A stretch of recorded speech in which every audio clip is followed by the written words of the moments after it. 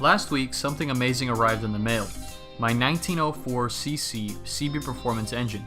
This bad boy produces 115 horsepower and 139 foot-pounds of torque.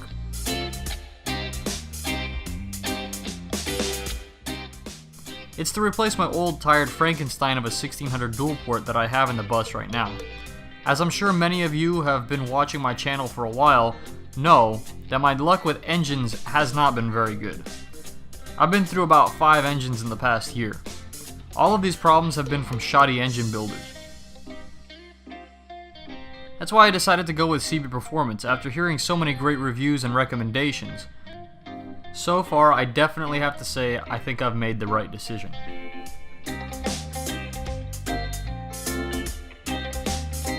Well, it's kind of a crappy day here in Miami. The weather's a little bit rainy, but it's a good thing that I have a little roof over all the stuff that I'll be working on today.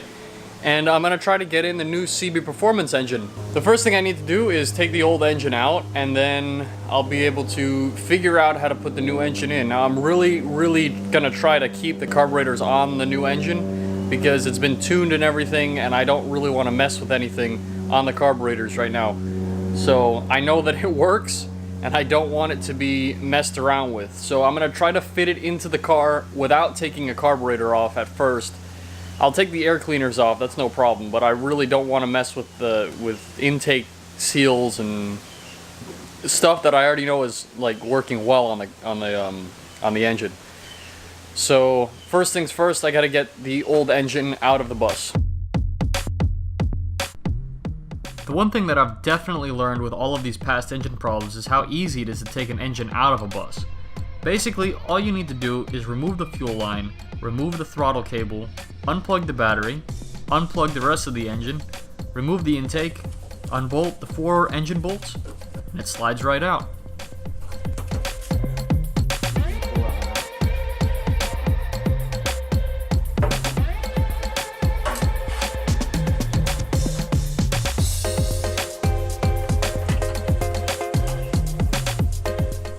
I have a second battery, so I'll also need to remove the wiring from that.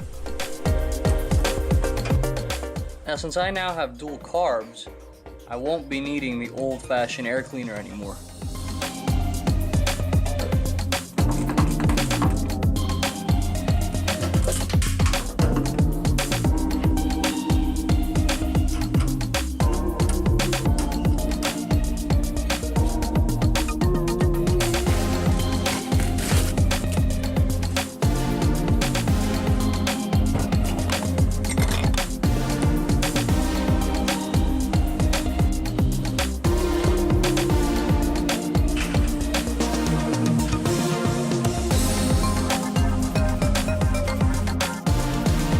Pretty okay in here. I've got a little bit of oil, but I think that's from the rear main seal of the other engine.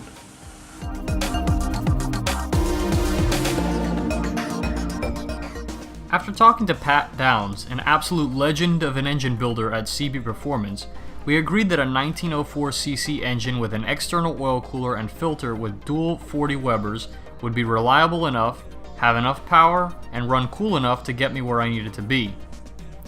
I'll also put a list of everything the engine was built with in the description below.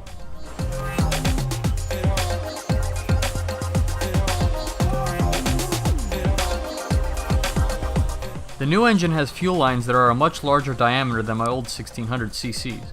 This means I would have to change the barb leading from my fuel regulator. Luckily, I had an old facet pump lying around with the correct barb.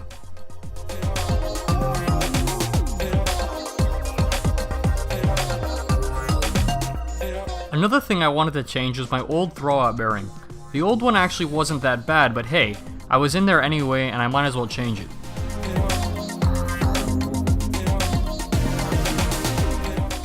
The new engine just barely fit through the hatch opening without removing anything. We bolted it up and put all the wiring back on. The carbs don't have chokes, so I used some heat shrink wrap to block off the exposed wire on the harness. Now to install the external oil cooler.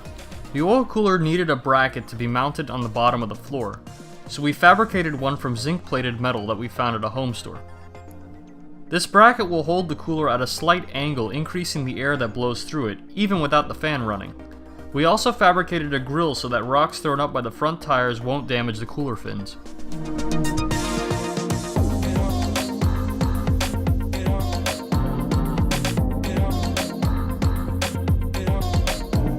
The new oil filter will be installed on a bracket underneath the passenger side battery tray.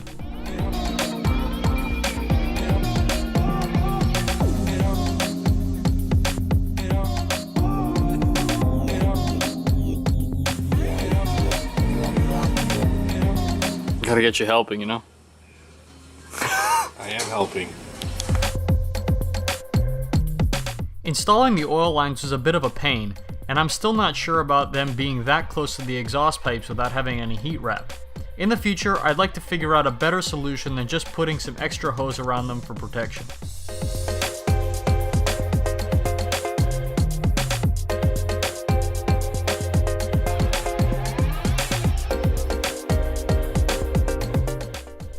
And just like that, the new engine is in and ready to go.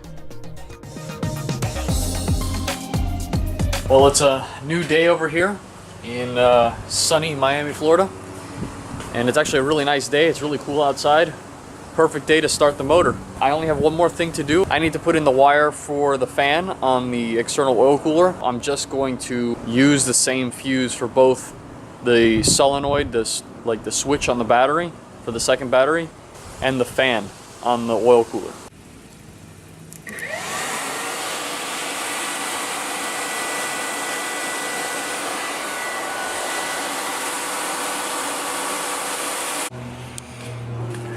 Alright, well, the wiring is not looking fantastic, but it at least it works. So I've got everything running and plugged in. Fan is now on the thermostat. Everything seems good. I'm gonna build some oil pressure now and see if my light on the dashboard goes out.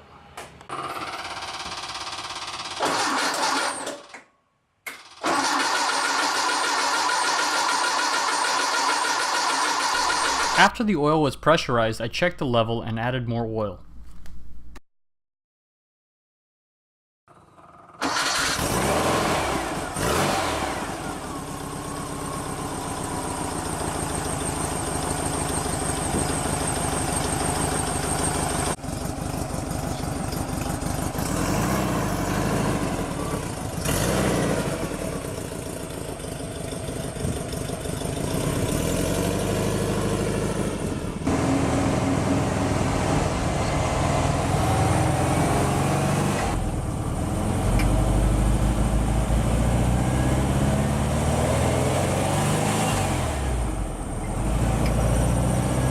Baby it.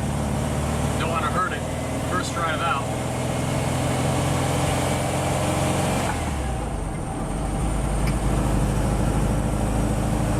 You've got... Is that leaking? That could be leaking. From there. Or from there. I'm gonna say it's probably from up there. I don't know. But it's not, like the tins are not oily, so I don't know. Oil filter is not full of oil, so that's good. Engine looks good.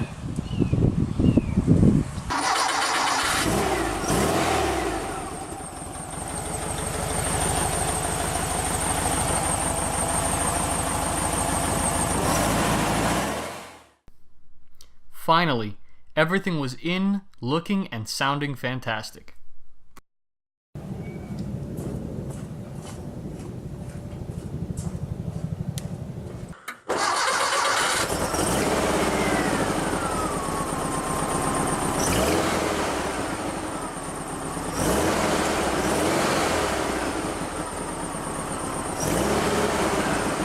Man, that sound is so good.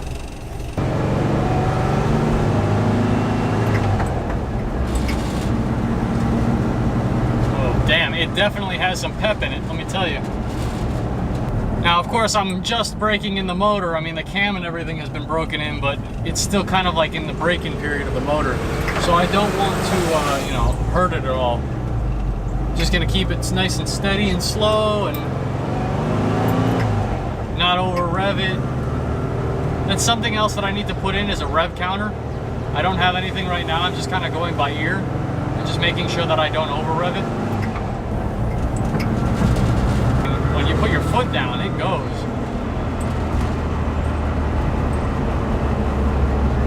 The sound is fantastic. I hope the GoPro can pick up that sound, because, man, it is good.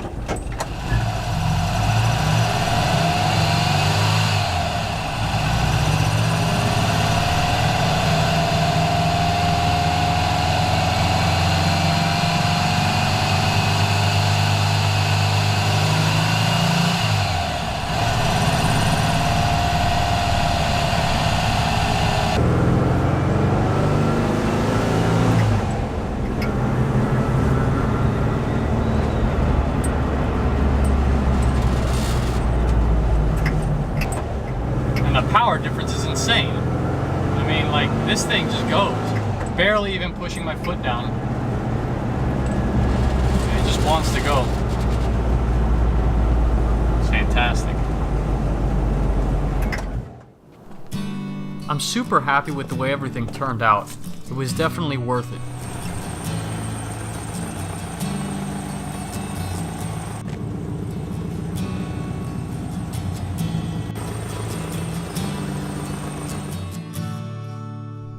Thanks for watching. See you next time.